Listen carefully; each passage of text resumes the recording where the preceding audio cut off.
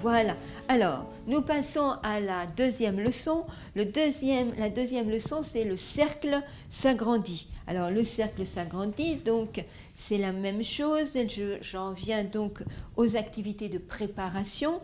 Et je trouve que la A, c'est absolument à faire parce que vous allez voir, c'est des petites expériences avec des cotons-tiges et avec du sucre, avec du savon. Et ça, à 10-11 ans, on aime bien faire les expériences. Et l'expérience qui va découler de cela, eh bien, ça va donc les interpeller à aller plus loin et bien sur un vécu.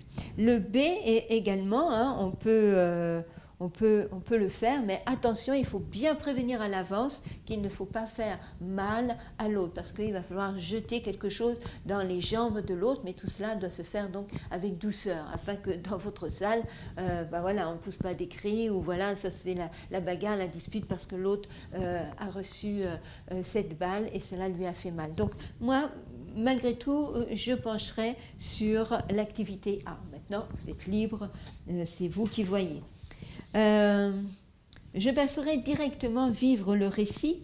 Je pense que c'est à faire absolument, parce qu'on va vous demander de faire quelqu'un qui va faire le reporter, l'autre qui va y avoir une équipe de tournage, l'autre le journaliste et tout ça. Donc franchement, c'est à faire comme il propose, parce que ça va créer la dynamique et c'est important. Et ils peuvent un sabbat venir devant les adultes pour expliquer un petit peu qu'est-ce qu'il a été découvert à travers ces interviews, à travers donc ces recherches. Si vous êtes un tout petit groupe, n'hésitez pas à faire venir d'autres personnes afin que ce soit dynamique, et les jeunes interrogeront des personnes, des jeunes aînés ou des adultes, des papis, des mamies, voilà, qu'il y ait un ensemble de générations, et comme ça, il va y avoir un échange entre les générations et ça apporte un plus. Et puis, bon, voilà, ça casse un petit peu la routine que l'on fait d'habitude. Alors, ensuite, il y a explorer la Bible. Alors, pareil, comme je vous ai dit, vous choisissez donc plusieurs. Moi, je propose la 1 et la 3 selon le temps qui vous est disponible. Toujours choisir entre explorer la Bible, le scénario, et puis, par exemple, le partage de la leçon. À vous de voir là le temps d'abord qu'il vous reste, et là, quel est dans ces 3 points ce qui va nourrir le plus votre groupe, parce que vous le connaissez, vous connaissez ses besoins. Alors, le scénario, choisissez une option. Parfois, on peut faire les 3, parce que par exemple, on va choisir explorer la Bible, on va choisir donc, voilà, une des histoires. Le scénario, on va choisir une option. Et puis, partage de la leçon, je trouve que c'est à faire également, parce que ça va apporter donc du concret dans ce que vous avez échangé avec vos jeunes. Voilà un petit peu pour la leçon 2. Et nous voici donc à la leçon 3. Alors, un cadeau spécial. Là, il y a un verset, alors un verset important que je vous lis dans Actes 1, 8. Il est dit: « Mais vous recevrez une puissance, celle du Saint-Esprit, survenant sur vous, et vous serez mes témoins à Jérusalem, dans toute la Judée, dans la Samarie et jusqu'aux extrémités de la terre. » Alors moi, je trouve qu'il est important de rester sur ce verset, à vous de voir comment vous allez progresser dans la leçon, parce qu'il est important que vos jeunes, c'est des 10-11 ans, qu'ils puissent comprendre, vous comprenez, vous recevrez une puissance. Alors, est-ce que cette puissance, c'est que les apôtres, ou est-ce qu'on peut l'avoir également aujourd'hui ? Et cette puissance, c'est celle du Saint-Esprit. Alors, est-ce que ça concerne que les amis de Jésus, les apôtres, ou moi aujourd'hui, ainsi que vous-même, hein, il faut que vous vous interpelliez là-dessus. Ensuite, vous serez mes témoins. Est-ce que ça s'adresse toujours aux apôtres ou alors à moi également aujourd'hui? Et qu'est-ce que ça veut dire être témoin, n'est-ce pas? Qu'est-ce que ça veut dire?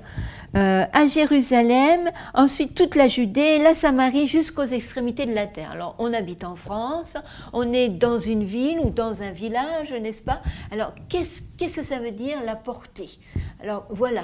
Hein, il faudrait développer ça avec vos jeunes. Vous avez aussi où c'est écrit « Notre leçon parle de fraternisation », parce que ça va parler de ça à travers la leçon. Il est dit Aujourd'hui, dans la période séparant l'ascension de Jésus de son prochain retour, nous recevons la puissance de le servir, alors écoutez-moi bien, par la prière et l'étude de la Bible. Le Saint-Esprit est un don de Dieu et il nous aide à ouvrir notre cœur et notre esprit aux vérités de la Bible. De même que le Saint-Esprit apporte son aide à l'Église, il nous aidera à témoigner autour de nous. Alors là, vous voyez, pour vous, c'est votre manuel, vous avez déjà pas mal de réponses, mais bien sûr, vous n'avez pas donné les réponses à vos jeunes, il va falloir qu'ils les trouvent par eux-mêmes, n'est-ce pas? C'est ça le challenge, c'est que c'est pas vous qui devez donner les réponses, vous devez les amener à trouver la réponse par eux-mêmes. Alors vous avez l'enrichissement de l'animateur qui est très riche, donc il faut que vous puissiez le faire chez vous et toujours dans un esprit de prière, n'est-ce pas? Demandez à Dieu vraiment de vous inspirer dans le besoin de chacun de vos jeunes et je vous encourage à prier pour chacun d'entre eux. Pas dire je te prie pour mes jeunes, non, je te prie pour Mathieu, je te prie pour Gisèle, prenez du temps. Alors pour les activités de préparation, ok pour les deux, moi je trouve que les deux sont bien. Alors parfois on peut peut-être faire les deux parce qu'elles se complètent, mais parfois il y a des activités qui prennent du temps, alors surtout ne faites pas les deux, vous en choisissez qu'une, n'est-ce pas? Celle qui est appropriée, et surtout que là pour la leçon 3, vous avez donc 3 choix. Alors à vous de faire le choix qui se rapporte le mieux. Ensuite, vivre le récit. Alors, 6 petits groupes, présentez donc 2 choix. Vous verrez quand vous allez lire, il est demandé donc de faire des petits groupes. Et puis, par exemple, chaque groupe, l'un va faire une scénette, l'autre va faire un chant, l'autre peut-être un poème, l'autre faire la signification, l'autre faire un mime. Voilà, à vous de voir, comment dirais-je, si vous avez des artistes, si vous avez des musiciens ou autres, et de donner, à chacun, ou c'est pas obligé de faire, là vous allez avoir 5 points, c'est pas obligé de faire les 5 points, c'est selon le nombre de jeunes que vous avez, n'est-ce pas? Donc que c'est important, mais je trouve que c'est bien, chaque petit groupe va développer à sa façon une partie de l'histoire, et après on voit ensemble ce qui a été fait, et ça peut être assez riche, et c'est à vous donc d'ajouter ou d'amener le jeune à quelque chose par exemple qu'ils auraient oublié ou ça manque de profondeur. Explorer la Bible, après l'explication du verset, moi je vois très bien explorer la Bible, et là c'est bien de voir chaque point parce que ça se complète et ça va aider votre jeune donc à mieux approfondir et à aller plus loin avec un verset biblique. Donc je pense que le verset que vous pouvez donc développer au départ, poursuivre avec explorer la Bible et ensuite, pourquoi pas, venir vivre le récit. Partager, alors le partage de la leçon, moi je trouve que là, ça serait très bien de raconter un témoignage. Parce que là, vous voyez, ça va dans la logique. Vous recevez le Saint-Esprit, vous êtes baptisé, vous avez étudié la parole de Dieu, Dieu agit dans votre vie. C'est ça que vos jeunes ont besoin. Qu'est-ce qu'il fait, Dieu, dans votre vie? Là, vous donnez un témoignage. Ensuite, pour la leçon pour le peaufinage par rapport dans la semaine, demandez, à certains de faire dimanche, à d'autres lundi. Maintenant, vous pouvez en choisir d'autres si vous n'êtes pas en accord avec moi. Je trouve que c'est donc un des importants. Alors, nous arrivons à la leçon 4. La leçon 4, réparer les murs. Alors, tout le monde n'est pas maçon, qu'est-ce que ça veut dire? Alors là, c'est pareil, je trouve que le verset à lire, à mémoriser est aussi important. Parce qu'il est dit, si tu éloignes du milieu de toi le joug, les gestes menaçants, les discours, si tu offres à l'affamé ce que tu désires toi-même, n'est-ce pas? C'est pas lui donner, ça c'est un peu rassis, allez hop, je te le donne. Non, est-ce que moi je le mangerai? Peut-être pas. Alors, ensuite il est dit, si tu rassasies l'appétit de l'indigent, qu'est-ce que ça veut dire? Rassasier l'appétit de l'indigent. Est-ce que d'abord c'est toujours parler de la nourriture? Est-ce qu'il n'y a pas autre chose, n'est-ce pas?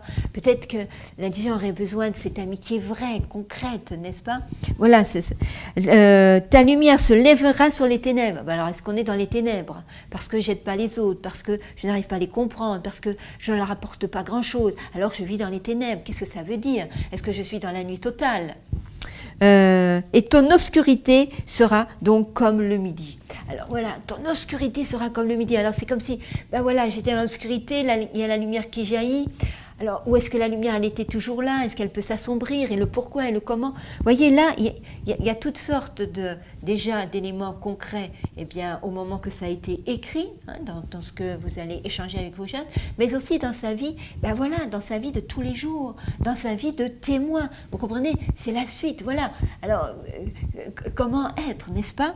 Alors là, on peut l'approfondir, mais peut-être pas en disant aux jeunes, ben, on lit dans la parole de Dieu et on révèle, ben voilà, ce qui est important, ce que vous ne comprenez pas, les mots compliqués. Non, là, peut-être qu'il faudrait faire avec des images A3, n'est-ce pas? Et vous écrivez un mot, mais voilà, en grand, vous le faites sur ordinateur. Demandez à des connecte-toi ou à des jeunes aînés, ils ont des ordi, ils connaissent ça. Voilà, vous dites sur des feuilles, vous allez les agrandir en A3, n'est-ce pas? Avec de la couleur, parce que vous êtes avec des jeunes de 10-11 ans, n'oubliez pas, ils sont visuels, ils sont toujours dans le visuel, n'est-ce pas?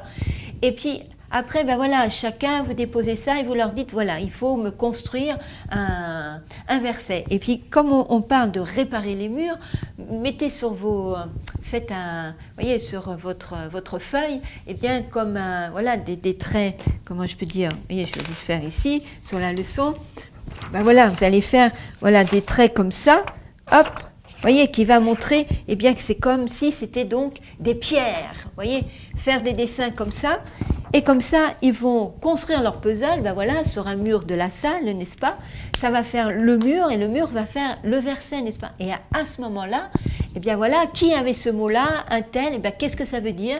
Pour toi, ça veut dire quoi ce mot? Par exemple, je ne sais pas, éloigné, ben voilà, éloigné. On peut être éloigné de quoi? On peut être éloigné, ben voilà, comment, le pourquoi. Et par rapport à la parole de Dieu, là où c'est écrit, dans le contexte, voilà, rappeler le contexte. Ben oui, évidemment, parce que sinon le jeune, il ne va pas savoir. Donc vous allez rappeler le contexte. Éloigné dans le contexte, ça veut dire ça. Et aujourd'hui, éloigné, ça veut dire quoi? Vous voyez? C'est encore une autre approche. Et puis les enfants, ils ont ce mur, ben voilà, construit par un verset visuel. Et chacun va dire, eh bien, expliquer et se compléter. Voilà, ça peut être une façon. Alors, pareil, vous avez les activités de préparation. Alors, vous avez le mur de bonté, libérer le prisonnier, ok pour les deux, je trouve bien. Même le C, moi, je trouve très bien. Alors là, le C, c'est ma préférence, à vous de voir. Leçon de la Bible, introduire le récit. Moi, je trouve que c'est très bien là que vous puissiez prendre le temps de l'introduire à travers ce qui vous est dit. Ensuite, vivre le récit. Eh bien, voilà, je trouve que la façon que c'est donné, je trouve très bien également. Donc, ça peut être à travers le verset, comme je vous ai montré tout à l'heure, ou dans la partie là qu'il vous montre. Ensuite, vous avez les scénarios. Alors, vous allez explorer la Bible et scénarios. Alors, prenez le temps avec les scénarios, parce que je trouve que les 4 sont très importants à réfléchir, à mettre voilà, en animation, parce que le jeune peut rencontrer ces 4 actions dans sa propre vie actuelle. Donc, c'est bien de s'y arrêter également. Alors bien sûr, si vous êtes limité par le temps, vous en choisissez 2, n'est-ce pas? Mais si vous pouvez, les 4, ou alors chaque groupe en prend un, voilà, ils ont 5 minutes pour réfléchir et ils ont 2 minutes pour dire ce qu'ils pensent et qu'est-ce qui pourrait être fait. Ça peut être aussi une idée. Alors, vous avez aussi pour la leçon 4, alors il y a donc 2 possibilités. À faire aussi, à marquer autre possibilité, alors c'est à vous de choisir. Alors voilà que je trouve bien également. Si vous voulez, ils vont parler voilà, de remettre une pierre à chaque jeune. Alors vous pourrez télécharger le verset, ils peuvent voilà, découper et puis coller la partie verset sur une face de leur caillou pour le souvenir. Voilà, ça change du verset ou autre. Et puis ils peuvent peut-être aussi, pas seulement peut-être le fait de le garder pour eux, mais peut-être de mettre un nom sur ce caillou et de l'offrir à quelqu'un. Voilà, ça peut être. Alors...